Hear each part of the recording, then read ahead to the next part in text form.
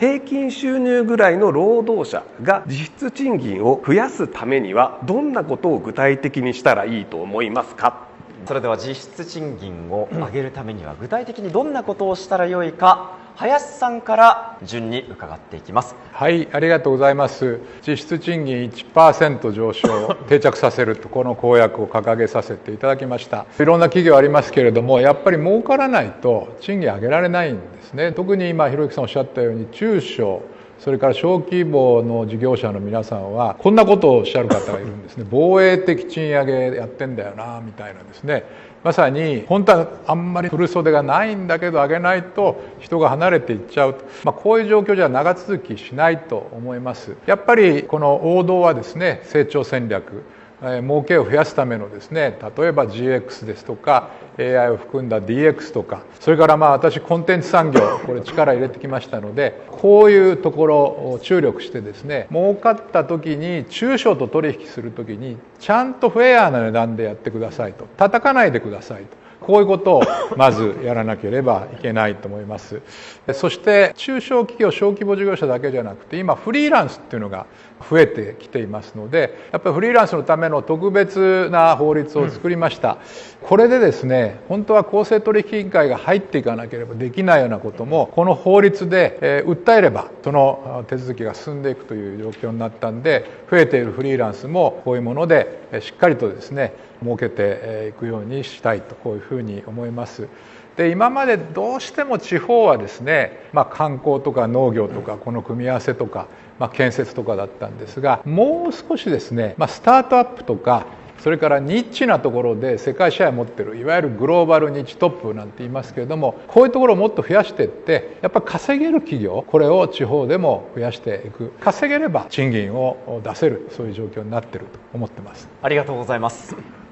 それでは続いて高市さん。はい、私はもう短期的に臨時国会始まったらすぐやりたいなと思っているのは、まず補正予算、組みます。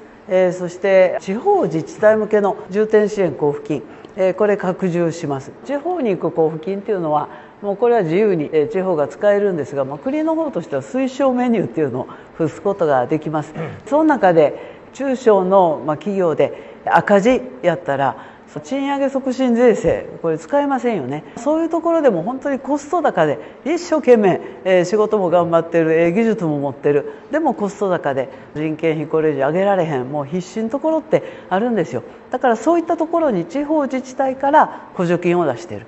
例えば群馬県とか大分県でやってらっしゃるようにね、そういうふうに使ってもらうとか、それからやっぱり資材高騰なんかでえらい苦しい目してはる農林水産業の方々にですね補助金を出してもらう、そういうちょっと地方で使えるお金、これはすぐにできますから、補正予算を組んでやりたいなと思ってますね。その後ちょっとやっぱり負担を減らすって意味もあるんですけれども、診療報酬、あと介護報酬、この改定ちょっと前倒しさせていただきたいと思ってます。ですからもう年末を待たずに、まず診療報酬、介護報酬もですね2027年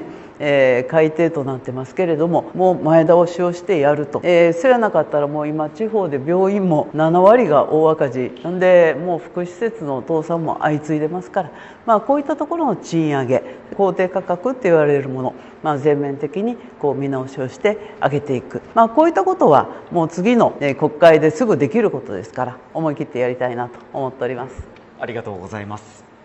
それでは続いて小泉さん。実質賃金をどう上げるかという話ですけども、先ほど林候補が年 1% 程度の実質賃金を上げると、こういったことと、私が今目標として出している2030年度に平均賃金を100万円アップさせる、この前提となっているのは林候補が言ったような年 1% 程度の実質賃金の上昇、これが一つの前提です。で、その賃金を上げる一つの手法は、先ほど話も出ましたけども、賃上げ税制、これを活用することに加えて、やはり中小企業や小規模事業者も含めて今人手不足が大変ですから、省力化の投資、これはデジタル化、こういったツールを活用することも含めた生産性向上のための支援、これを政府が後押しをして、企業が賃上げができる環境を整備をしていく、そのためには政府の役割は必要です。加えてやはり政府が国が一歩前に出てできることの一つというのは、地方で自治体の関係のお仕事をされている分野っていっぱいあるんですよね。例えばビルメンテナンスだったり警備だったり印刷だったり、もうさまざまな仕事がありますけども、そこの自治体の発注単価を上げていく、これが上げられる環境を作っていかなければ、地方の中で自治体との仕事など公の仕事をしている方の賃金は上がりません。全国の中では高知県が一番この公の分野の仕事をされている方が多い地域になってますので、そういったところも含めた後押しに加えて、公定価格で生きている働いている方々、これは医療も、そして介護、教育、こういった分野もそうですから、この公定価格で働いている方々の賃上げ、待遇改善、これもやはり国が一歩前に出る必要があります。そのことによって実質賃金を年 1% 程度は引き上げていって成長目標を達成をしていく、そういった考え方です。ありがとうございます。それでは続いて小林さん。まず企業が賃上げできる環境整備をしていくことだと思っています。でまずマクロの話でいうと、私はもう去年の総裁選がずっと訴え続けているのは、供給力を高めるための戦略産業に対してやっぱり国がもっと大胆に投資をすべきだということです。それで日本のこの成長力の底上げを図っていく、これが一つのアプローチだと思っています。でもう一つは、これも去年の総裁選からずっと訴え続けているのが、公定価格ですね。医療、介護、看護、保育、こうしたエッセンシャルワーカーの方たちの処遇というのは基本的に国が決められるので、民間に賃上げ要請することもいいんですけど、賃上げっていうのは基本的に民間企業の判断でやるものですから、だったらまず会より始めようで国がやるべきですよねということだと思っています。公共調達の話もあるんですけれども、あとやはり国ができることとしては、働き方改革の検証見直しですね。ワークライフバランスを取るということは大切なことだと思います。ただ働く権利、もっと働きたいという方の権利っていうものも私は認めていくべきだと思ってますので、もう制度を導入して5年以上経ちましたから、各産業ごとに状況をちゃんと見てですね、もう少し柔軟化できるところについてはそれを認めていくところが必要なのかな。それによって働きたい人がもっと働いて、そうすれば給料上がりますから、実質賃金をプラスに上げていく方向にも働くんじゃないかなと思っています。で最後に今マクロの話を申し上げましたけれども、ミクロの話で申し上げると、例えば望まぬ非正規をできるだけ解消していく、リスキリングも大切でしょうし、最近ハラスメントで正規の職を辞めなきゃいけない方たち結構いるんですよね。セクハラ、パワハラだけじゃなくてカスハラも含めてですね、法整備しましたけれども、そうしたこともしっかりと合わせてやっていく必要があると考えます。ありがとうございます。最後に茂木さん。5番目になると大体ですね、みんな言いたいこと言われちゃうところあるんですけれど、成長のカーブについてはですね、林候補がですね、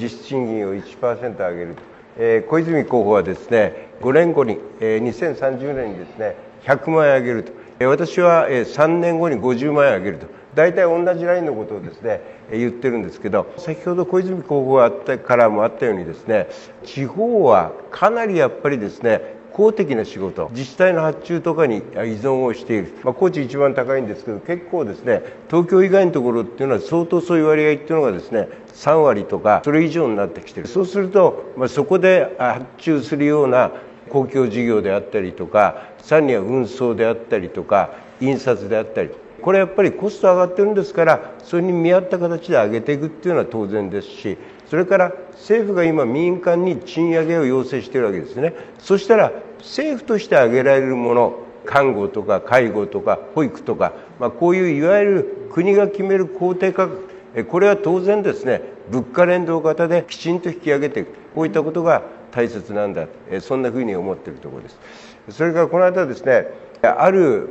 中小のですね自動車の、セカンドティアぐらいの会社ですけど行ってきたんですけど、かなりやっぱりロボット動いてますよ、使ってますよ。こういった省力化であったりとかですね、投資、ロボットを導入する、こういったことに対する補助金も出していったらいいと思いますし、一括で償却できると、設備投資してもですねハードもソフトも一括で償却できるような方向を取っていったらいいと思ってます。ありがとうございます。やっぱその無茶ぶりに乗れる人と乗れない人がいて、多分トランプ大統領めっちゃ理不尽じゃないですか、あの理不尽な人とやっぱ対抗していかなきゃいけない、なんとかこううまく取り入って仲良くしなきゃいけない。安倍首相がトランプさんとめちゃくちゃ仲良くなった、そのためにゴルフ行ってこけて一生懸命小走りで追いついてた、あれ日本のためにやったのは僕はすごい良かったと思ってるんですよ。どんな理不尽でもちゃんと立ち向かえる人という人が総理大臣になっていただいた方が今後の国際社会の中でも良いのではないかなと思います。